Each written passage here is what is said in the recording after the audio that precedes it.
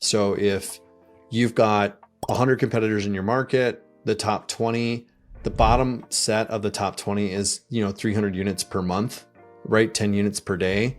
Then you just kind of fill in the blanks for like what it takes for you to do that in the first month all the way through to the fourth, fifth, sixth month. And then now you've got sort of a working model for what your order forecast should be. So essentially what we found was we had these like really intense, very detailed economic models. And I think if that's your jam and you really want to build out spreadsheets that are hyper detailed because you want to understand the mechanics and all of the drivers that are involved in like what it takes to develop the P&L for a forecast then do it. Our view is that this is great. You do have more control. You do have better understanding about like all the cost drivers associated with it, but you don't get really better launch results by being hyper detailed. Right.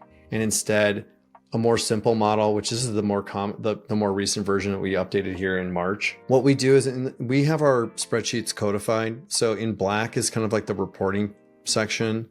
So if you shrink everything down, you get into like this sort of like report components. And that sort of just isolates like what is the P&L for this launch. On the left-hand side, we've got basic inputs, right? Cost of goods sold. If you're doing a launch, but you've got a review count, and let's say you assume the Vine program is going to be implemented prior to your launch, by the way. You can start out with like, say 30 reviews. You can get more sophisticated to get that number up. Although I think Amazon's clamping that down. Your fees for Amazon, and then your review to order ratio. This used to be like 8% when I was launching products back in the day.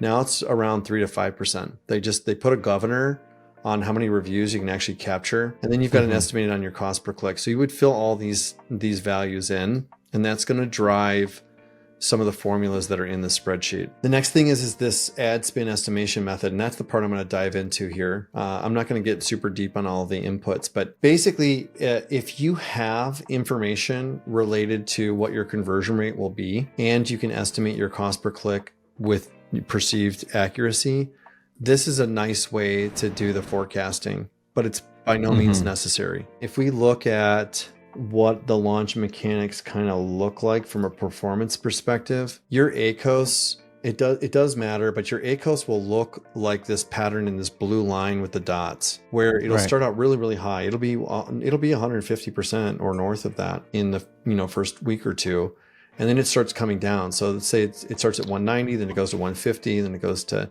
90, then 80, then 70, then 65, and 50. If you assume this, you don't need to do this conversion rate method. You can do the ACoS method.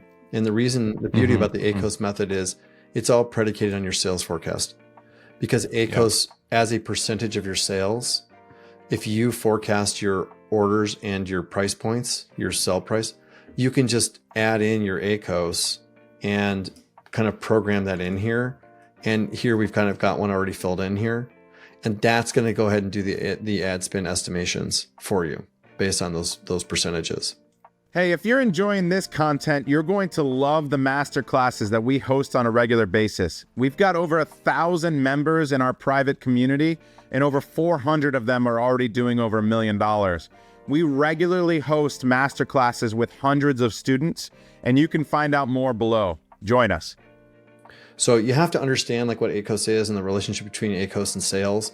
If you don't know that, you're gonna have to research that. That's beyond sort of like me kind of explaining this. If you did the conversion rate method, you would select that. And then here what you're doing is you're coming in and you're saying, okay, based on my benchmark.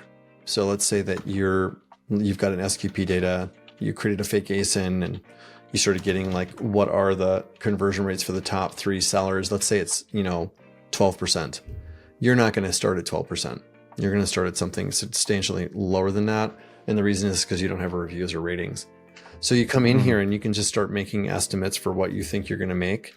And you would build multiple tabs here. You would just duplicate this and do a base case and a worst case and a best case. And then you would combine those numbers together to figure out, what am I looking at in terms of what would actually happen with my forecast. So that's kind of a primer for how we look at that piece. The rest of this, I'll just point out, these blue boxes that have these double chevrons, that's where you do user input data. So for instance, I'll cover this one on the total order forecast. For this, we are using the data dive. We will go and find our top competitors. We'll sort them based on their sales volume. We might say, okay, I think it's achievable that I would get in the first 6 months, I would get into the bottom of the top 20 or the bottom of the top 10, depending on your niche. And then you start working your way towards that. So if you've got 100 competitors in your market, the top 20, the bottom set of the top 20 is, 300 units per month, right? 10 units per day. Then you just kind of fill in the blanks for what it takes for you to do that in the first month all the way through to the, fourth, fifth, sixth month. And then now you've got sort of a working model for what your order forecast should be.